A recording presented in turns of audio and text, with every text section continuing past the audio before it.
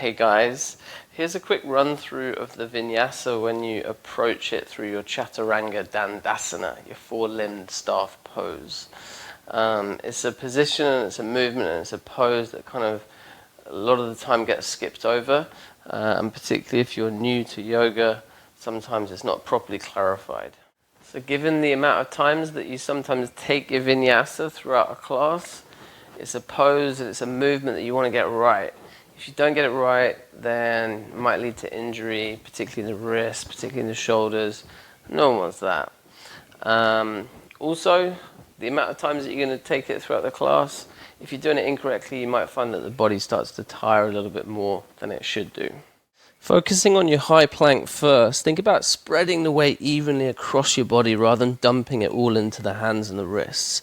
You can do this by kicking heels away from you, squeezing the bum. Think of engaging your quads, maybe internally rotating the legs. As you move up through the body, you can think of tucking in your tailbone, kind of drawing the pubic bone towards your belly button.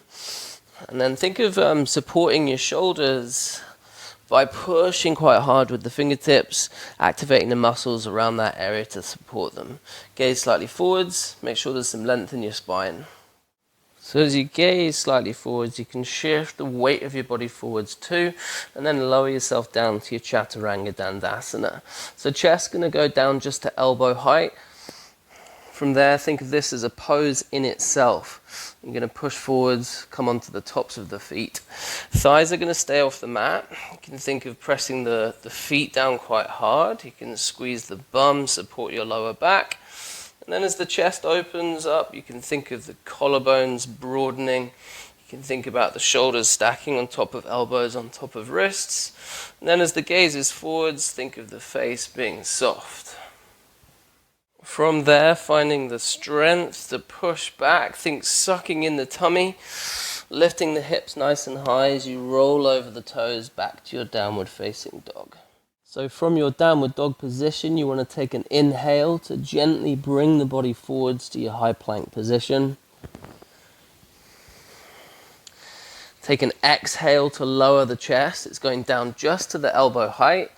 And then a full inhale as you push forwards. You're coming into your upward facing dog. Again, thighs are off the mat, gaze is forwards. And then just take a push back as you exhale all the way to your downward facing dog. One more time. Take an inhale. Think of coming onto the tiptoes, gently rippling your body forwards to your high plank.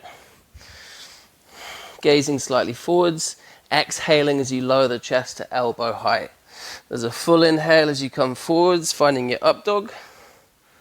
And then a full exhale as you push back, sucking in the tummy, rolling over your toes. Couple of things to look out for. As you come forward to your high plank, there's a tendency to really kind of stick the bum in the air. You want to think about trying to create a nice straight line from the top of the shoulders down towards the heels of the feet.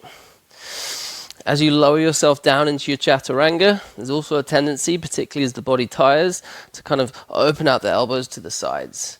You want to think about digging them into the ribs, perhaps not necessarily making any contact there, but you're going directly inwards rather than out.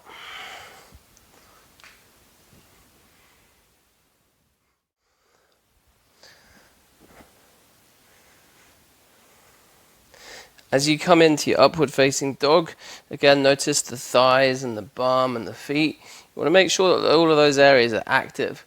Otherwise, you're going to kind of dump down into the lower back and you don't want to have any problems with the back.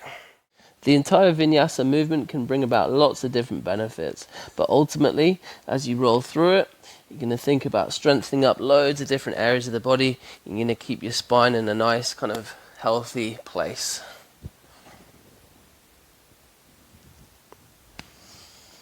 Just don't forget to move with the breath. Inhaling to come forwards. Exhaling to go down, inhaling to push forwards, opening out, and then exhaling to take it back to your downward dog. But of course, if your body just ain't up to it that day, you've always got the option of dropping your knees.